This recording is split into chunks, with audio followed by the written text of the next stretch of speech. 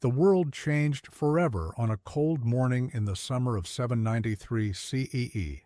As dawn broke over the holy island of Lindisfarne, off the Northumbrian coast, the monks of its famous monastery looked out to sea and witnessed what they would later describe as a portent from God. Dragon-headed ships, unlike anything seen before in British waters, approaching with terrifying speed. The vessels themselves seemed like beasts from another world, sleek, fast, and deadly. When the men aboard these ships leapt onto English soil, it marked not just an attack, but the beginning of a new age. The age of the Vikings had dawned, and England would never be the same.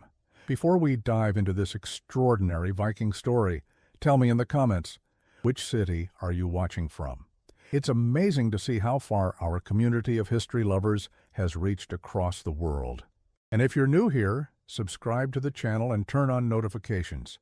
Each subscription helps us continue bringing forgotten stories like this one back to life. Now let's begin. The raid on Lindisfarne was not merely a theft or a random act of violence. It was the opening of a door between two worlds that had existed in isolation from each other: the established Christian kingdoms of Western Europe and the pagan Norse cultures of Scandinavia. The monastery was one of the holiest sites in the British Isles, a center of learning where the Lindisfarne Gospels had been created, illuminated manuscripts that represented the pinnacle of Anglo-Saxon religious art. To attack it was to strike at the heart of Saxon England's spiritual identity. The Anglo-Saxon Chronicle recorded the event with chilling simplicity. In this year, fierce, foreboding omens came over the land of Northumbria. There were immense whirlwinds, lightning storms, and fiery dragons were seen flying in the air. A great famine followed these signs, and a little after that, on January 8th, the ravaging of heathen men destroyed God's church at Lindisfarne through brutal robbery and slaughter. To understand the shock of the Viking arrival, we must first understand the world they invaded. By the late 8th century, Anglo-Saxon England had developed into a patchwork of kingdoms: Northumbria, Mercia, Wessex, East Anglia, and others, each with their own kings but united by a common Christian faith. This Christianization, largely completed in the 7th century, had transformed England from its pagan roots into a land of stone churches, monasteries, and scriptoria, where monks meticulously copied sacred texts. The monasteries were not just religious centers, but economic powerhouses. They accumulated wealth through donations from nobles seeking divine favor, controlled vast tracts of productive land, and often sat at important trade routes. They were also largely undefended, protected only by their sacred status in a Christian land where attacking a church was considered a grave sin against God himself. Meanwhile, across the North Sea, Scandinavia was experiencing significant changes. Population growth in Norway, Denmark, and Sweden created pressure on limited arable land. Climate fluctuations during this period may have reduced harvests, while political consolidation under ambitious kings pushed some nobles and their followers to seek fortune elsewhere. The development of the longship, a revolutionary vessel that combined shallow draft, speed, and seaworthiness, gave the Norse unprecedented mobility and reach. The technology that shocked the Saxons had been perfecting for generations. The longship was a marvel of engineering, built using the clinker technique, where overlapping wooden planks were riveted together, creating a hull both flexible and strong. With a draft of less than a meter, these ships could navigate rivers and shallow coastal waters, yet were sturdy enough to cross the open ocean. Most critically, they could be beached directly on shore, allowing for swift attacks and quick escapes.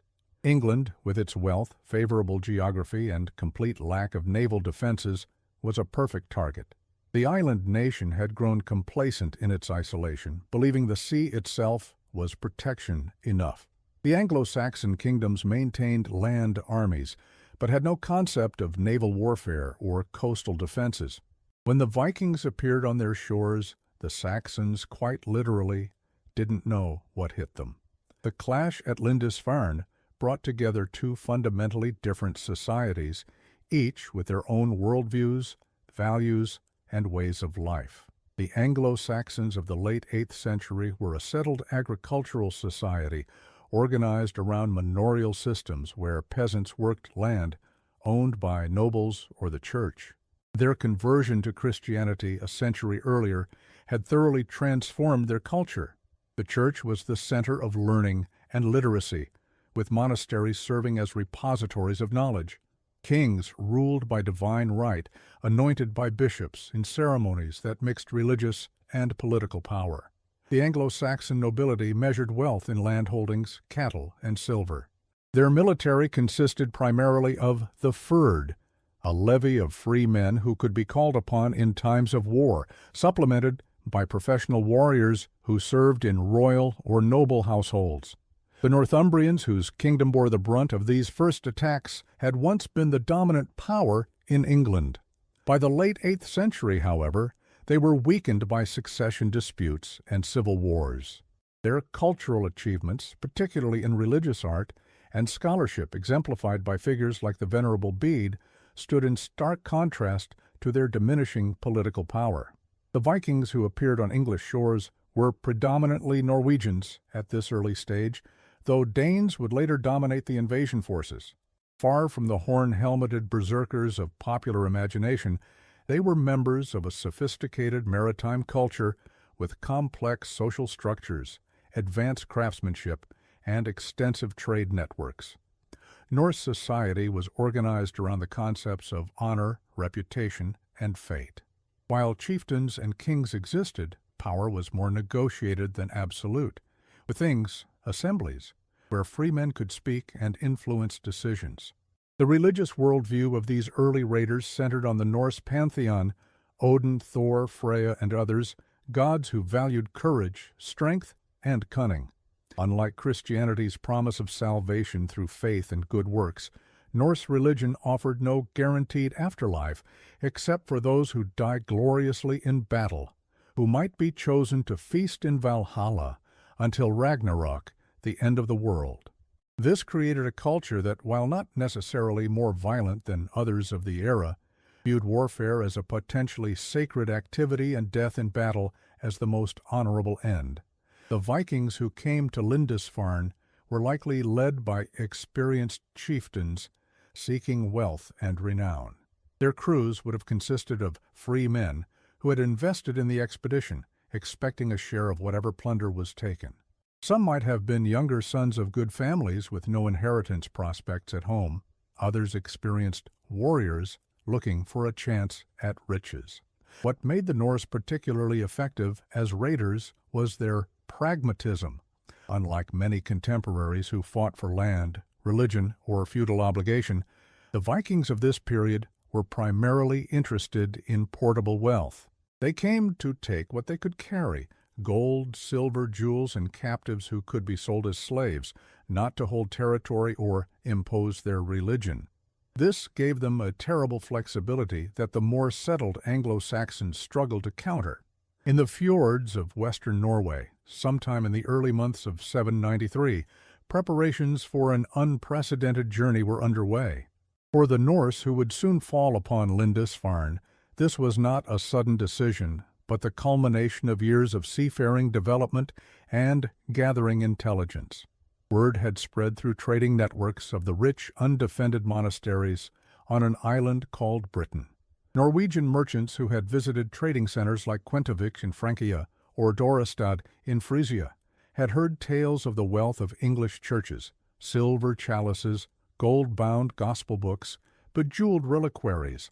The Norse were not strangers to the British Isles. Archaeological evidence suggests sporadic contact with the northern Isles of Scotland before the Lindisfarne raid. But this would be different. This would be deliberate, organized plunder. In coastal settlements, chieftains called their followers to feasts where plans were made over horns of mead. A fleet was assembled, perhaps 5 to 8 ships, each carrying 30 to 40 men.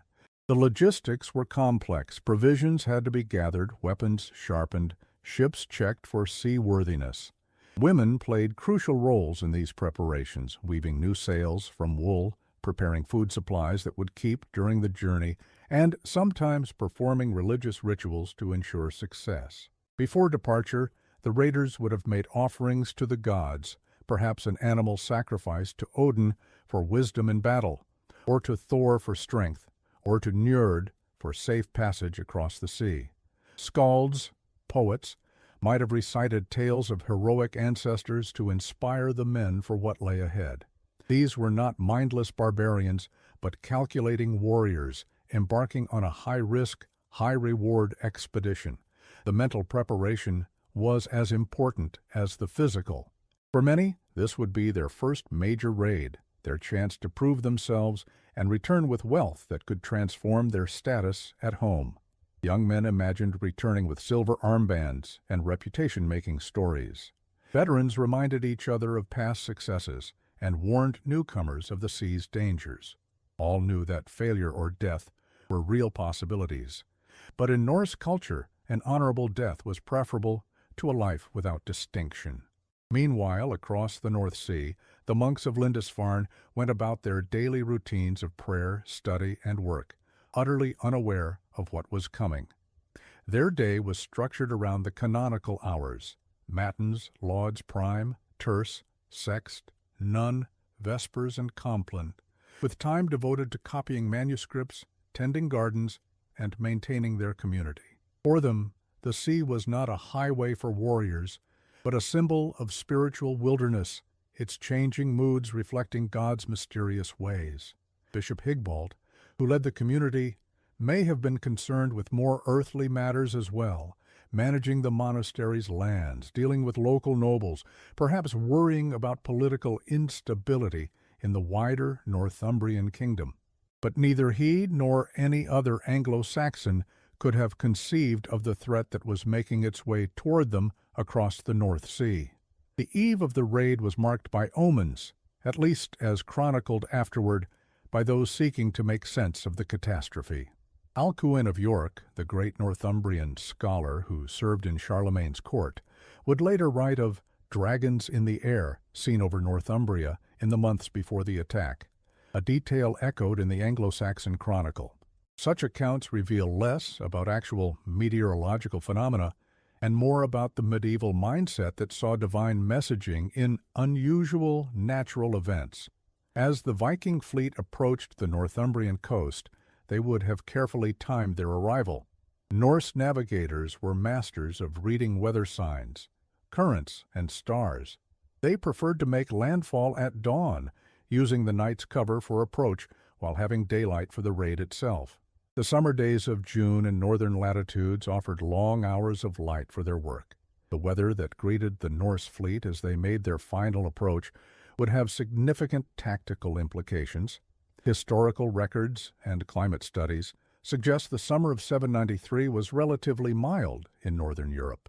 A calm sea would have made the crossing easier, but also might have allowed the monastery's inhabitants to spot the approaching ships sooner. A morning mist, common along the Northumbrian coast, would have been a welcome cover for the raiders. For the Viking crews, the night before the attack was one of tense anticipation.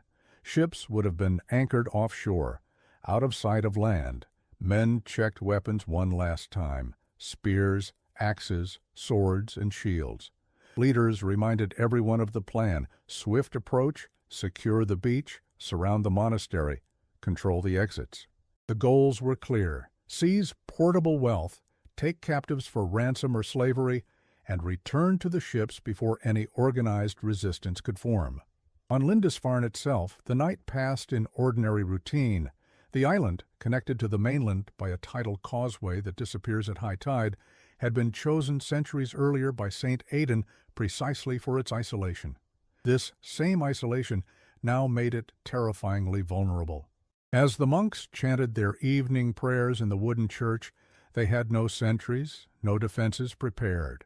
Their security was their faith and the general peace of the region. No army protected them. No warning system existed to alert them of approaching danger. The last hours of this peaceful world ticked away as stars wheeled overhead. Two worldviews, two civilizations that had developed separately for centuries, were about to collide with devastating consequences. By the time the sun rose on the feast day of Saint Medard and Saint Gildard, June 8, 793, the world would be irrevocably changed. The first light of dawn revealed the dragon-headed ships to any early rising inhabitants of Lindisfarne. The distinctive silhouettes, with their high-curved stems and sterns, were unlike anything in Anglo-Saxon experience. The longships approached the shore with impressive speed, driven by both sail and oar. What happened in those first moments would later be described by Alcuin as a heathen desecration of God's sanctuary, the shedding of precious blood, the plundering of the Church of Christ. The Norse beached their vessels directly on the shore, an ability that gave them their crucial tactical advantage. Within minutes, they were forming their battle lines. The raid was likely led by experienced warriors who organized the men into groups with specific objectives. Shield walls may have been formed, the classic Norse fighting formation, where warriors overlapped their round shields to create a nearly impenetrable barrier from behind which they could thrust with spears. For the monks, the realization of what was happening came too late. Some may have been at morning prayers, others just beginning the day's labors. The first warning might have been shouts from lay workers, the sound of running feet, or the terrifying sight of armed men approaching the wooden palisade that surrounded the monastery complex. The Vikings did not attack blindly. They understood the layout of such complexes from similar structures in their homeland and from previous raids on monasteries in other parts of the British Isles that history has not recorded as clearly as Lindisfarne. They knew the church and treasury would contain the most valuable items. They knew that resistance would be minimal. Monasteries were not military installations, and monks were not warriors. The initial shock for the Saxons was paralyzing. Nothing in their experience had prepared them for this kind of attack. Chronicles tell us some monks attempted to flee, others to hide sacred objects, while a few may have tried to reason with the invaders. The language barrier would have made communication almost impossible, though some Vikings may have picked up trading tongues from previous voyages. The most horrifying aspect for the Christian Anglo-Saxons was not just the physical danger, but the cultural incomprehension. These attackers showed no reverence for sacred spaces, no fear of divine retribution for violating a church. When Vikings broke open reliquaries and stripped gold from gospel books, they were not just taking valuable metal, they were demonstrating a worldview entirely alien to the Christian mind, one where such objects held no inherent sanctity. No detailed account exists of the fighting itself, if indeed fighting is the right word for what was likely a one-sided slaughter. Some monks were killed outright, others taken captive. Those who could flee may have hidden in the island's sand dunes or tried to reach the mainland across the causeway if the tide was low. The Vikings, pragmatic as always, would have preferred captives to corpses. Living monks could be sold as slaves or ransomed, while the dead offered no profit. The raid moved with frightening efficiency through the monastery complex. Vikings broke into the church, the scriptorium where manuscripts were produced, the dormitories, and storehouses. Anything of value was taken: chalices, patens, crosses, book covers stripped of their jewels, fine textiles, food stores. The famous Lindisfarne Gospels, fortunately, survived this raid, though how they escaped destruction or theft remains a mystery. The turning point of the Lindisfarne raid was not a battlefield reversal or a heroic last stand. It was the moment when the Vikings, having secured their plunder, made the tactical decision to withdraw. Unlike later invasions where Norse forces would seek to hold territory, these early raiders came only for portable wealth. Their entire strategy hinged on swift attack and equally swift retreat, before local forces could be marshaled against them. Archaeological evidence and historical accounts suggest the raid lasted only hours, not days. As the Vikings gathered their plunder and captives on the beach, they faced a critical decision about timing. The tides around Lindisfarne, which twice daily transform it from island to peninsula and back again, would have been a crucial factor. The raiders needed to depart before any substantial defense force could cross from the mainland at low tide. For the surviving monks watching from hiding places or from the mainland if they had managed to flee, this was the moment of despair and disbelief. Everything they had built, much of what they had believed about divine protection for holy places, lay in ruins. Some accounts suggest that certain monks who had hidden sacred objects now emerged to assess the damage and tend to the wounded and dead. The Vikings loaded their ships methodically, arranging plunder and managing struggling captives. Practical considerations ruled their actions. Heavier items were distributed to balance the vessels, captives secured where they could be watched. Within a surprisingly short time, the longships were pushing back from the shore, their crews working with practiced coordination to navigate away from the island. For both sides, this marked a profound shift in understanding.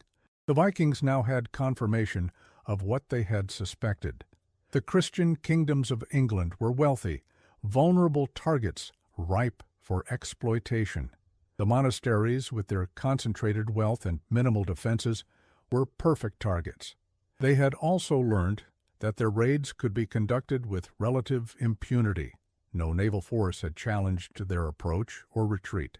For the Anglo-Saxons, especially the religious community, the shock was existential. Alcuin, writing from Charlemagne's court, expressed their anguish. Never before has such terror appeared in Britain as we have now suffered from a pagan race. Behold, the church of St. Cuthbert spattered with the blood of the priests of God, despoiled of all its ornaments. The sacred geography of Christian England had been violated, and nothing would ever feel secure again. As the dragon ships disappeared over the horizon, both sides carried away something more valuable than gold or captives: knowledge. The Vikings had proved the effectiveness of their raid strategy and identified a wealthy, vulnerable target zone for future operations. The Anglo-Saxons had received a brutal education in a new kind of threat that their existing defensive systems were wholly unprepared to counter. In the years to come, this knowledge would shape the actions of both peoples, leading to an escalating cycle of raid and response that would transform the British Isles and much of Europe. The Age of Vikings had truly begun, and with it, a new chapter in European history. In the immediate aftermath of the Viking departure, Lindisfarne stood devastated. The wooden church was damaged, possibly burned in places, though stone elements survived. Bodies of slain monks lay where they had fallen. Sacred vessels were missing, manuscripts destroyed, storehouses emptied. The psychological impact matched the physical destruction. A holy place had been defiled, a community shattered. For the monks who survived, either by hiding or having been absent from the island, the first task was grim: burying their dead brothers according to Christian rites. Archaeological excavations have uncovered mass graves on Lindisfarne, dating to this period, mute testimony to the scale of the killing. The bodies were laid to rest with care and prayer, despite the chaotic circumstances. Beyond the immediate human toll, the raid struck at the heart of Anglo-Saxon religious identity. Lindisfarne was not just any monastery, it was the resting place of St. Cuthbert, one of England's most revered saints. The community there represented a direct link to the conversion of England and to figures like the Venerable Bede, whose historical works are our main source for understanding Anglo-Saxon England. The attack seemed incomprehensible in its sacrilege, a direct assault on divine order. Bishop Hagbald, who survived the raid, faced the overwhelming task of rebuilding, not just physically but spiritually. How could he explain to his traumatized flock why God had permitted this desecration? The theological crisis was as severe as the material losses. Christian doctrine taught that suffering was sometimes a divine punishment for sin. Alcuin's letters suggest this interpretation gained currency, with the scholar wondering what sins of the Northumbrians had brought this calamity upon them. Consider carefully, brothers, and examine diligently, lest perchance this unaccustomed and unheard of evil was merited by some unheard of evil practice. For the captives taken by the Vikings, a different nightmare began. Loaded onto ships as human cargo, they faced an uncertain fate across the North Sea. Some would be ransomed if they were deemed valuable enough. Others would be sold in slave markets that stretched from Dublin to the Volga. A few, particularly those with useful skills like metalworking, might be kept as laborers in Norse settlements. Most would never see England again. Meanwhile, as the Norse ships returned to their home fjords, they brought not just material wealth, but stories. Skalds would compose poems about the raid, enhancing reputations and inspiring others to try their luck across the Western Ocean. The success of Lindisfarne proved the vulnerability of the British Isles and set in motion planning for larger, more ambitious expeditions. The raid marked the beginning of the end for Northumbria's golden age. Already weakened by internal divisions, the kingdom now faced an external threat it was ill-equipped to handle. Resources that might have gone to scholarship or religious art were diverted to defense. The great age of Northumbrian illuminated manuscripts, which had produced treasures like the Lindisfarne Gospels, was drawing to a close. Another casualty of the Viking Age. The news of Lindisfarne spread through Anglo-Saxon England with unprecedented speed, carried by survivors and messengers dispatched to warn other monasteries. The psychological impact extended far beyond Northumbria. If Lindisfarne, holy island shrine of St. Cuthbert, could fall, nowhere was safe. King Ethelred of Northumbria, already dealing with political challenges to his rule, now faced a security crisis unlike any his predecessors had encountered. The traditional Anglo-Saxon defense system, the Fyrd, was designed to counter land-based threats from neighboring kingdoms. It mobilized slowly, called freemen from their fields, and operated within familiar territory. Against seaborne raiders who could appear anywhere along the coast without warning and be gone before defenses mobilized, it was nearly useless. The raid exposed critical vulnerabilities in Anglo-Saxon England's security structure: no early warning system, no naval forces, no coastal defenses, and religious centers built for accessibility rather than security. In the months following, some monasteries began relocating their most valuable treasures inland. Others posted lookouts, though with limited effectiveness, given the Vikings' ability to appear with little warning. The impact on monastic life was profound. Some communities began to fortify their settlements, adding ditches, banks, and palisades, a significant departure from the open, accessible design that had characterized Christian centers. Others considered relocating entirely to less exposed locations. The rhythm of daily prayer and work continued, but now under a cloud of anxiety that would never fully lift. For the Vikings who had participated in the Lindisfarne raid, their return to Norway brought wealth, prestige, and a transformative impact on their communities. The plunder, silver, gold, precious textiles, and captives was divided according to prearranged shares. Chieftains who had organized the expedition received the largest portions, enhancing their status and wealth. Even ordinary crew members returned with more portable wealth than they might otherwise see in a lifetime of farming or fishing. This success created a ripple effect throughout Norse society. Other chieftains began planning similar expeditions. Shipwrights found themselves in high demand as more longships were commissioned.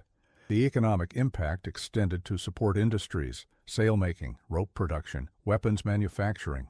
A raid economy was beginning to take shape that would pull Scandinavian society in a new direction. The religious implications were significant for both sides. For Christians, the attack on a holy site raised profound theological questions.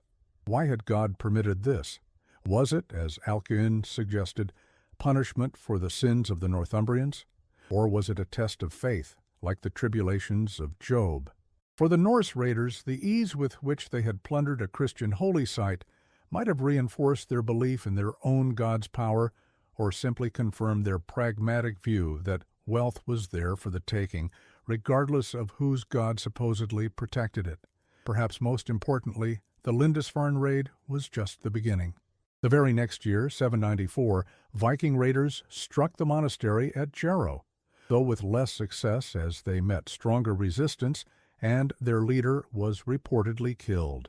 These were not isolated incidents, but the start of a pattern that would intensify over the coming decades.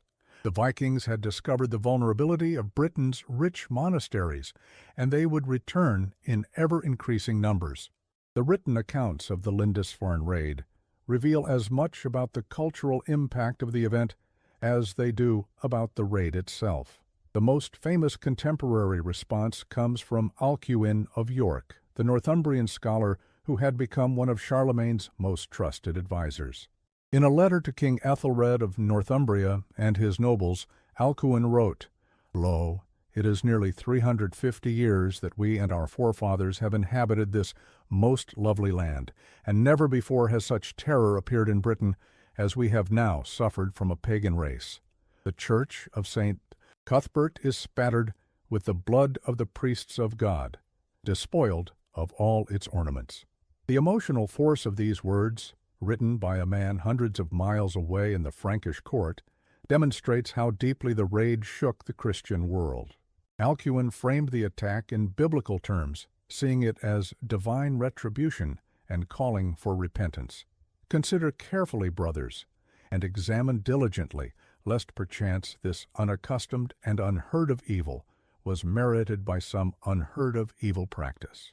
What security is there for the churches of Britain, if St. Cuthbert, with so great a number of saints, defends not his own?" The Anglo-Saxon Chronicle, compiled decades later, recorded the raid with chilling simplicity, mentioning the ravaging of heathen men and linking it to ominous signs like whirlwinds and fiery dragons in the sky. This association of the Vikings with apocalyptic imagery would become a common theme in Christian writings. On the Norse side, no contemporary written accounts exist. The Viking cultures were primarily oral at this time, with runic writing reserved for brief inscriptions rather than historical narratives. However, the raid likely featured in skaldic poetry, the complex verse composed to commemorate great deeds and preserve historical memory.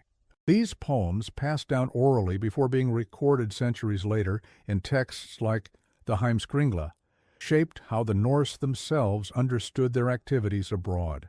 When these Norse accounts were eventually written down in the 12th and 13th centuries, they presented a markedly different perspective on the Viking expansion.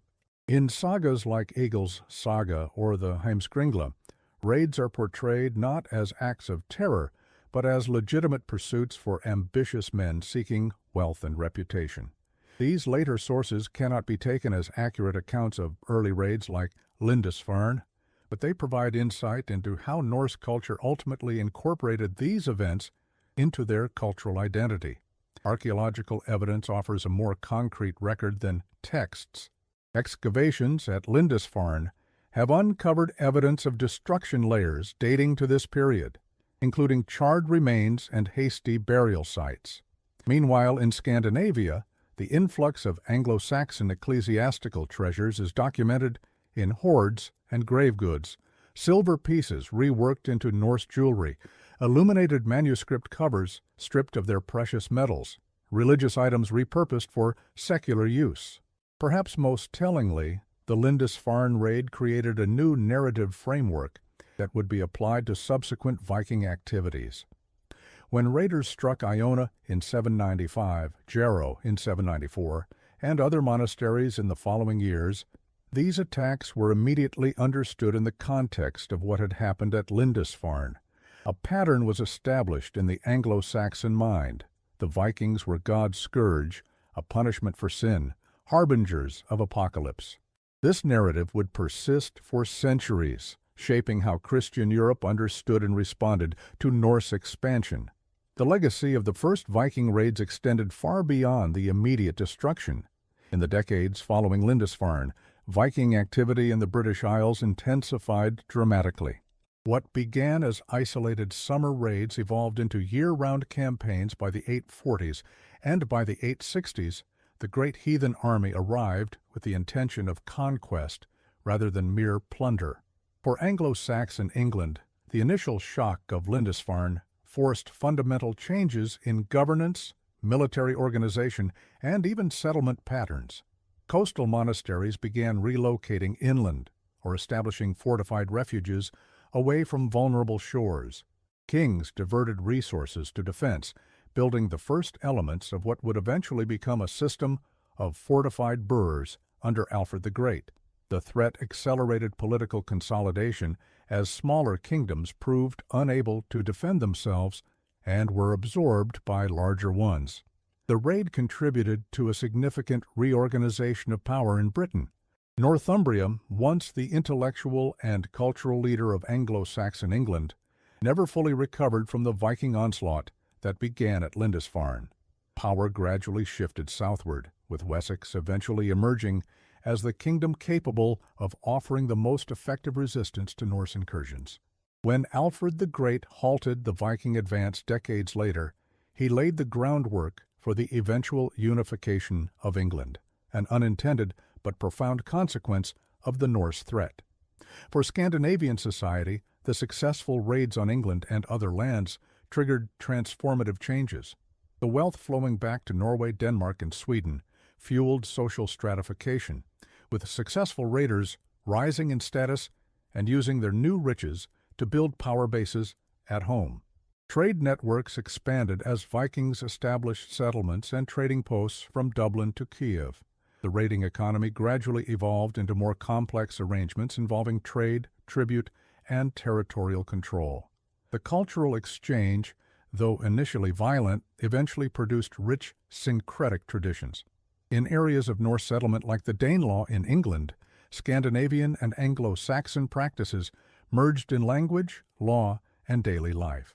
Place names throughout northern England still bear witness to this Norse influence. Settlements ending in, by, thorp or toft mark areas of Viking settlement. Words like sky, egg, law, and husband entered English from Norse languages, fundamentally reshaping English vocabulary. Religious transformation came more slowly, but perhaps most profoundly. The Vikings who raided Lindisfarne were pagans attacking a Christian land, but within a few generations, many of their descendants would themselves become Christians. The conversion of Norse settlers in England, Ireland, and Normandy began a process that would eventually reach Scandinavia itself. By the 11th century, the lands that had sent the first raiders against Lindisfarne were themselves Christian kingdoms. The psychological impact of the Viking Age permanently altered European consciousness. The terror that Alcuin expressed in his letters became a cultural memory that outlasted the actual threat. Even after the raid ceased and the Norse were assimilated or converted, the image of the Viking remained as a symbol of unstoppable alien destruction. This image would be revived, romanticized, and repurposed throughout later European history, from Victorian Romanticism to modern popular culture. Perhaps most significantly, the Viking expansion that began at places like Lindisfarne pushed European awareness outward. Norse explorers reached Iceland, Greenland, and briefly North America. Their eastern routes connected Scandinavia to Byzantium and the Islamic world. Trade networks established during this period created new economic relationships that outlasted the Viking Age itself. The world became more connected for better and worse because of the ships that first shocked the monks of Lindisfarne on that summer morning in 793. The clash between Vikings and Anglo-Saxons that began at Lindisfarne reveals enduring truths about human societies in times of dramatic change. First and foremost is the lesson of technological disruption. The Viking longship was more than just a vessel. It was a revolutionary technology that redefined what was possible, rendering existing defensive systems obsolete overnight. Throughout history, from the stirrup to gunpowder to the internet, societies that fail to adapt to technological revolutions find themselves suddenly vulnerable. The Lindisfarne raid also demonstrates how economic pressures drive human movement and conflict. The Norse expansion wasn't primarily ideological or religious. It was a response to resource constraints at home and opportunities abroad. Climate fluctuations, population growth, and political centralization in Scandinavia created conditions where raiding became a rational economic strategy for many. Similarly, the wealth concentration in poorly defended religious centers made them logical targets. These economic fundamentals shaped events as much as cultural or religious differences did. For contemporary observers, the Viking incursions seemed like chaos unleashed, a breakdown of divine order. But viewed over centuries, we see instead a system rebalancing itself. The Norse were not destroying European civilization, but becoming part of it, bringing new energy, trade connections, and eventually contributing to state formation from Russia to Normandy. What appeared as an existential threat evolved into cultural synthesis and innovation. The responses to crisis reveal the resilience of human institutions. The monastic tradition that seemed mortally wounded at Lindisfarne not only survived but adapted. Religious communities became more defensible without abandoning their core mission. Anglo-Saxon kingdoms evolved more sophisticated defense systems and political structures. The very pressure of the Viking threat catalyzed developments that might otherwise have taken centuries. Perhaps most relevant to our modern world is how the Lindisfarne raid illustrates the consequences of cultural isolation suddenly broken. Both Norse and Anglo-Saxon societies had developed with limited interaction, creating fundamentally different worldviews. When they collided, each struggled to comprehend the other. The Anglo-Saxons could not fathom why divine protection failed at holy sites. The Norse saw rich targets where religious taboos had no meaning for them. This culture shock echoes through history whenever isolated societies suddenly encounter one another. The Viking Age that began at Lindisfarne also demonstrates how historical narratives are shaped by those who record them. The raid features prominently in history precisely because it targeted a literate community that could document and disseminate what happened. Similar attacks on secular settlements might have gone unrecorded. Our understanding of the past is inevitably filtered through the perspectives of those who could write their experiences down, a reminder to consider whose stories might be missing from our historical record. Today, the Vikings occupy a complex place in our cultural imagination, simultaneously condemned for their violence and admired for their boldness, craftsmanship, and exploration. Popular media from Wagner's operas to History Channel dramas have amplified both the brutality and the romance of the Viking Age. What began at Lindisfarne has become mythologized, a story we tell ourselves about courage and terror, about cultural collision and eventual synthesis. The dragon ships that so shocked the monks of Northumbria now adorn museum displays and tourist brochures. The true lesson of Lindisfarne is perhaps this: history is rarely as simple as villain and victim.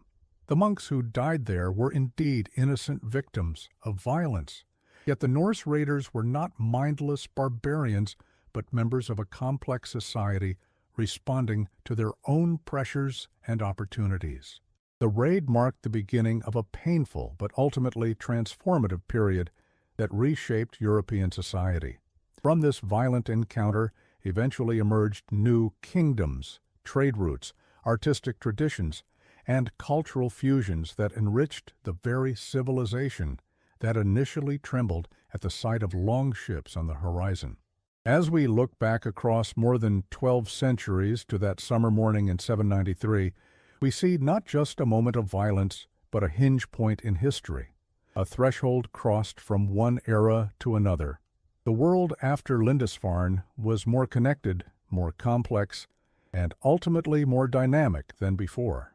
The shock that reverberated through Anglo-Saxon England was real and devastating, but from that shock emerged responses that helped shape the medieval world and, by extension, our own.